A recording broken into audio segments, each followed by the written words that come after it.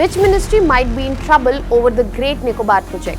What is so wrong about this 92,000 crore ambition that the government has? Is it a situation where strategic importance stands above environmental conservation?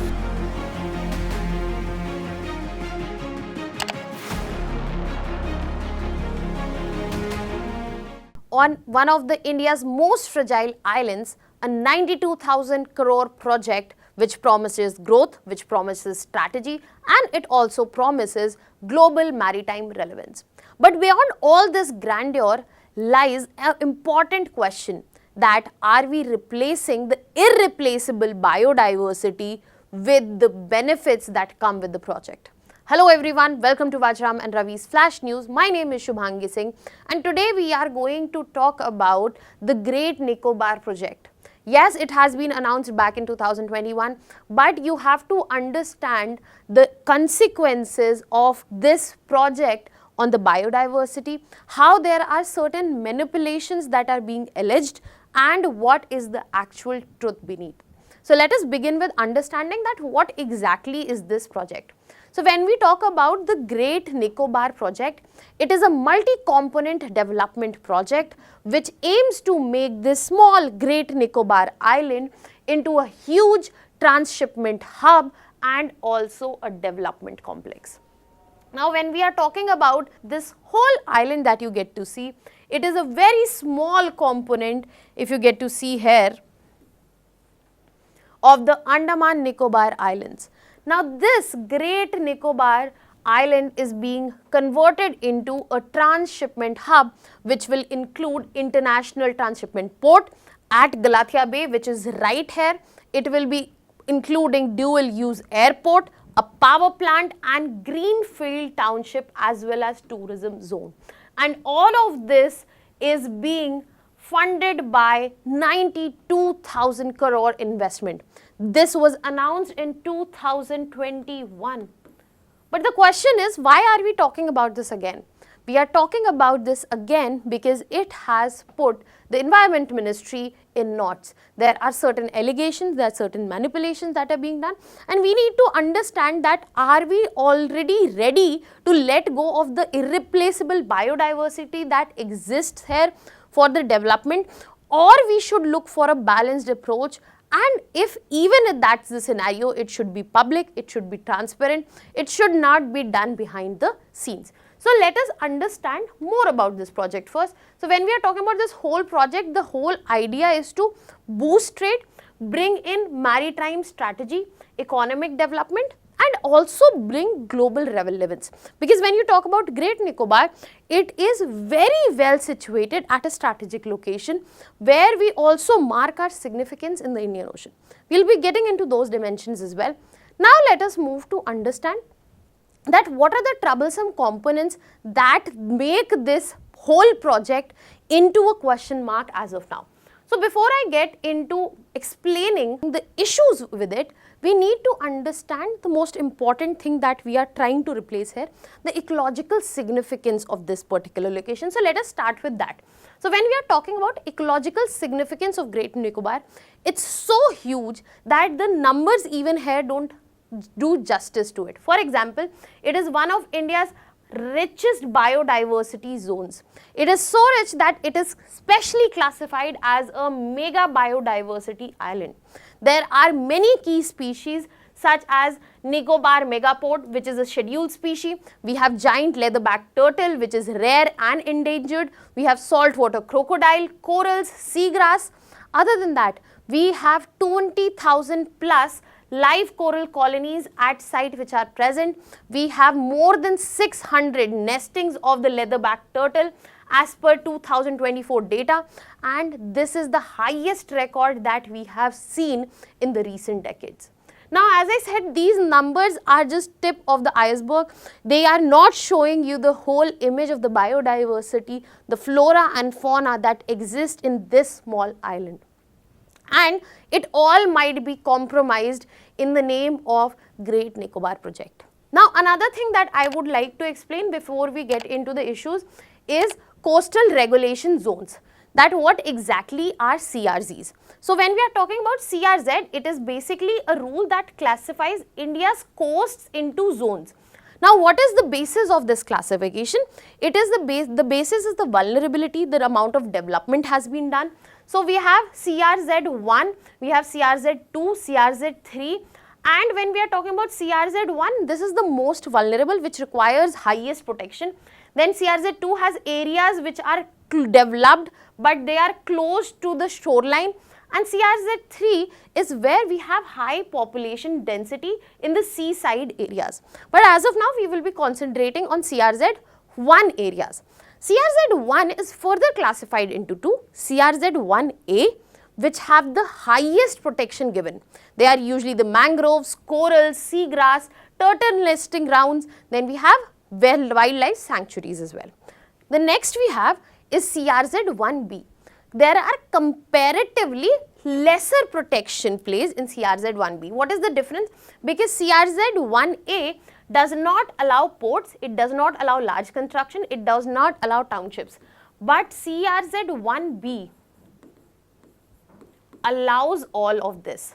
In CRZ1A, it is not allowed. CRZ1B, all of this is allowed. As of now, if we talk about it, the question of Galathea Bay falling in which CRZ zone is questionable, but because of corals, turtle nesting, mangroves, wildlife sanctuary, it falls in CRZ1A category. Ideally, it should fall in CRZ1A category. Now that you have understood two things, ecological significance and coastal regulation zones, now let us move and understand that what are the issues and manipulations that we are talking about here. So the first issue here is the denotification of sanctuary, that is the wildlife sanctuary of Galathea Bay. So basically, the main body which is responsible for wildlife conservation, that is National Board for Wildlife, it went ahead and removed Galathea Bay Wildlife Sanctuary from the status of a wildlife sanctuary. This was created back in 1997, and the whole idea was to protect the turtles as well as the corals. Now all of a sudden, its removal, the status that has been taken away, that is problematic. And it clearly indicates that the removal or the delisting has been done to facilitate the port construction. And basically it violates all the efforts that have been going on for conservation. So this is the first issue. The second issue that has been recently highlighted again is the coastal regulation zone manipulation that has been seen. So Galathea Bay, as I pointed out, as per NGT, it declared this port area is coastal regulation zone 1A. Now later, a high power committee with an NCSCM report which has not been public suddenly downgraded this to CRZ1B. Now in CRZ1A, ports are not allowed, but in CRZ1B, ports are allowed. So that is why the public logic has developed that CRZ1A does not allow ports, CRZ1B allows ports, and that is why this area has been labelled as CRZ1B. Now when this is being done behind the doors, without the stakeholder consultation, without environmental impact assessment, and compromising the biodiversity which lies there, this raises big questions.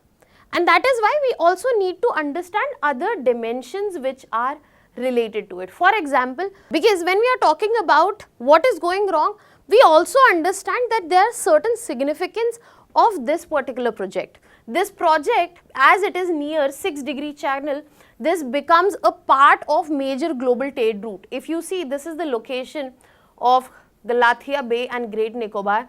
We are right close to Strait of Malacca. It gives a major presence in Bay of Bengal and Indian Ocean. It reduces our dependence, especially on Colombo as well as Singapore transshipment hub. It boosts our Sagarmala as well as Indo-Pacific maritime power. The airport which will be made there, it will help us in military and strategic advantages. It will boost tourism. The Greenfield Township, we are talking about tourism and local economy growth will see. Yes, we understand the significance, but what about the other part? When we are talking about the other part, we also have to take into consideration the environmental and social consequences. When I am saying environmental and social consequences, I am talking about more than 20,000 coral colonies being destroyed. Leatherback turtles losing their breeding habitat. There will be decline in the endemic Nicobar Megapode. Mangroves will be destroyed, seagrass degradation will be seen, and there will be a permanent alteration in this fragile island and the ecosystem that exists here.